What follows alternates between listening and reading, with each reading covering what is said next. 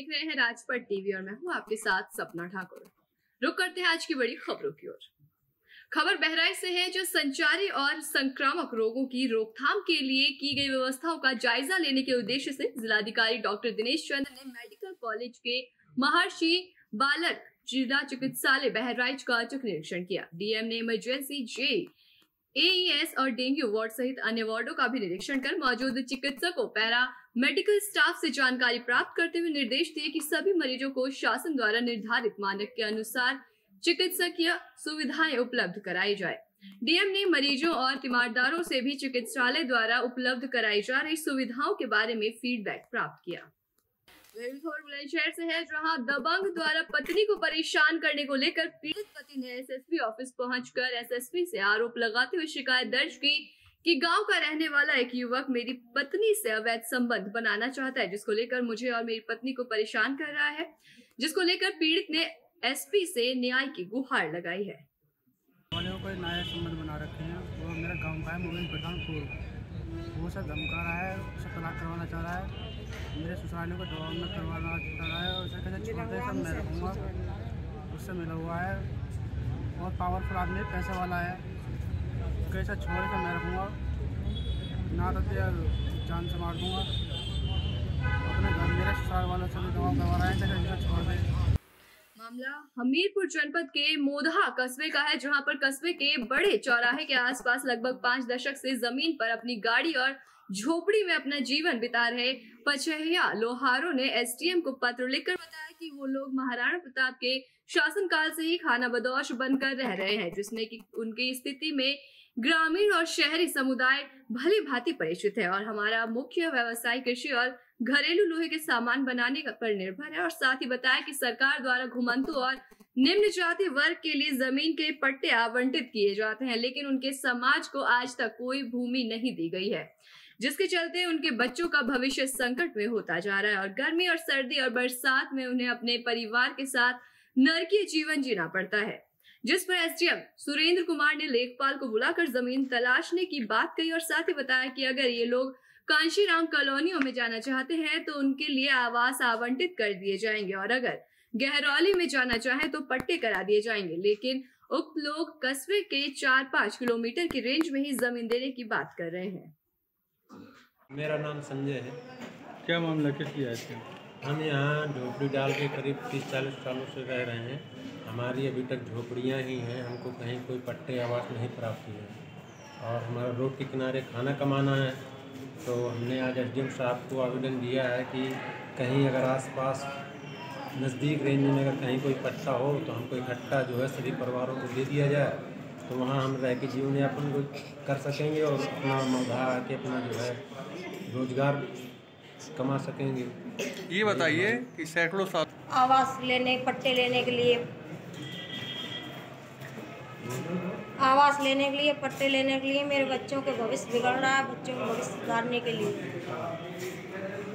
TET की फर्जी degree पर नौकरी करने वाले 4 शिक्षक बर्खास्त हुए। वर्ष 2016 में तैनाती हुई थी, जिसके बाद विभाग के कर्मचारियों की कृपा से ये नौकरी कर रहे थे। सत्यापन के बाद एक बार सही डिग्री दिखाकर वेतन भुगतान ले रहे थे, मगर शिकायत होने पर अफसरों की आंखें खुली, जिसके बाद दोबारा सत्यापन कराकर 4 शिक्षकों की सेवा समाप्त कर दी गई। बीएसए ने बीईओ से मुकदमा दर्ज कराने और वेतन की धनराशि की रिकवरी करने के आदेश दिए। बेसिक शिक्षा विभाग में एक और फर्जीवाड़े का ये खुलासा हुआ। जांच रिपोर्ट के आधार पर वर्ष 2016 में 15,000 सहायक अध्यापक भर्ती में शिक्षक पात्रता परीक्षा टीईटी की फर्जी डिग्री लगाकर नौकरी हासिल करने वाले 4 शिक्षकों के खिलाफ कार्रवाई की गई है। नमामि गंगे परियोजना के तहत युवाओं की सहभागिता कार्यक्रम में फतेहपुर जिले में आए जूना अखाड़े में महंत चैतन्यपुरी महाराज और हास्य व्यंगकार अनु अवस्थी ने युवाओं को आह्वान करते हुए कहा कि गंगा की सफाई के लिए यदि हर व्यक्ति स्वयं संकल्प ले ले तो सिर्फ मैं आज से गंगा का किसी रूप में प्रदूषित नहीं करूंगा तो निश्चित पूर्वक कह सकता हूं कि 1 महीने के अंदर गंगा पूरी तरह से स्वच्छ मिलेगी। महंत चैतन्यपुरी महाराज ने गंगा के महत्व को बताते हुए कहा कि गंगा माता में भारत की दुनिया में पहचान होती रही है और आज गंगा का प्रदूषण चिंताजनक है, जिसे साफ करना हम सबकी जिम्मेदारी है। सरकार के सहयोग से ये कार्य पूरा किया जा सकता है। गंगा की स्वच्छता जरूरी है क्योंकि ये दुनिया में भारत का नाम बढ़ाता है। समझिए गंगा कैसे पवित्र हो, अविच्छिन्न हो, आबाद हो, अखंड हो, स्वच्छ हो, ध्रुवत हो, सुंदर हो, श्वेत हो। इसके उद्देश्य की पूर्ति के लिए जनपद फतेहपुर द्वारा नेहरू युवा केंद्र और नमामि गंगे परियोजना फतेहपुर के द्वारा बहुत ही उत्कृष्ट काम किए जा रहे हैं। लगभग 91 गाँवों को चिन्हित किया गया है जो कि गंगा के तट बसते हैं।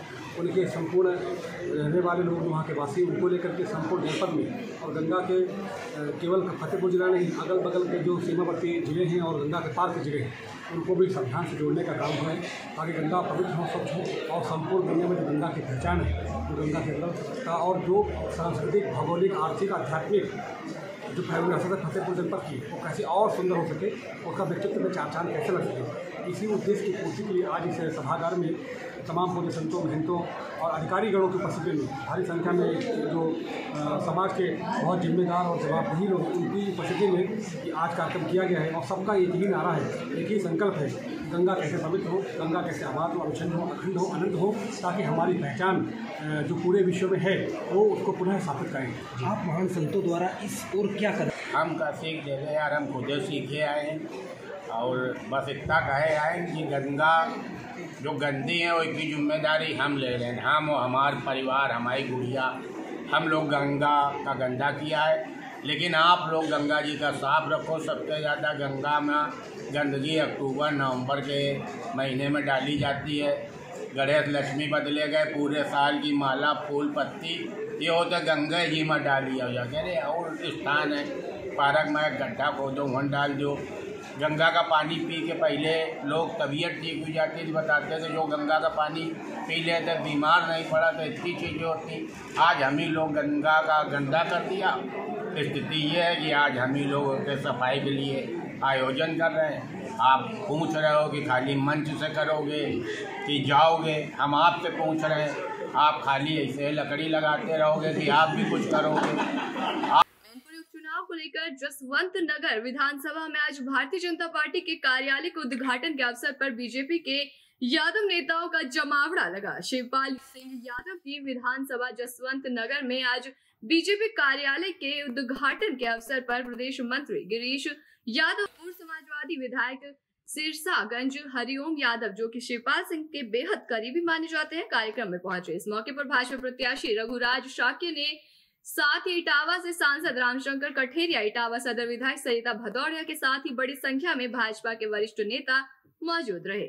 इस मौके पर सिरसागंज से पूर्व विधायक और पूर्व समाजवादी नेता जो कि भाजपा में शामिल हो चुके हैं, हरिओम यादव ने कहा कि इस बार जसवंत नगर का मिजाज बदला हुआ है। इस बार जसवंत नगर से भारतीय जनता पार्टी बढ़त बनाकर चलेगी। हरिओम यादव ने कहा कि शिवपाल सिंह ने परिवार के नाते डिम्पल को जरूर आशीर्वाद दिया है, लेकिन राजनीतिक दृष्टि से नहीं दिया है, क्योंकि समाजवादी पार्टी में शिवपाल सिंह का बहुत अपमान हुआ है। असल बात तो शिवपाल सिंह की आत्मा ही बता सकती है।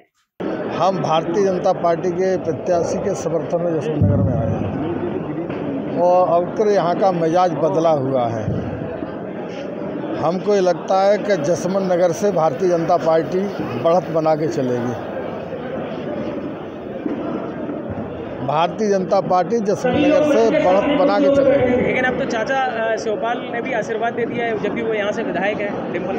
देखिए, परिवार के नाते चाचा जी का हमेशा आशीर्वाद रहता है, राजनीतिक दृष्टि से चाचा जी का आशीर्वाद नहीं। लेकिन आप तो बहुत नज़दीक हैं शिवपाल सिंह के, आपको तो कुछ इस बात का आभास होगा कि अभी तक मीडिया के सामने क्यों नहीं आ रहे हो? देखिए, हमने आपको बता दिया, चाचा जी का परिवार की तरफ से आशीर्वाद हमेशा रहेगा, राजनीति की तरफ से आशीर्वाद इसलिए रहेगा कि चाचा जी का बहुत अपमान हुआ शिवपाल सिंह जी का।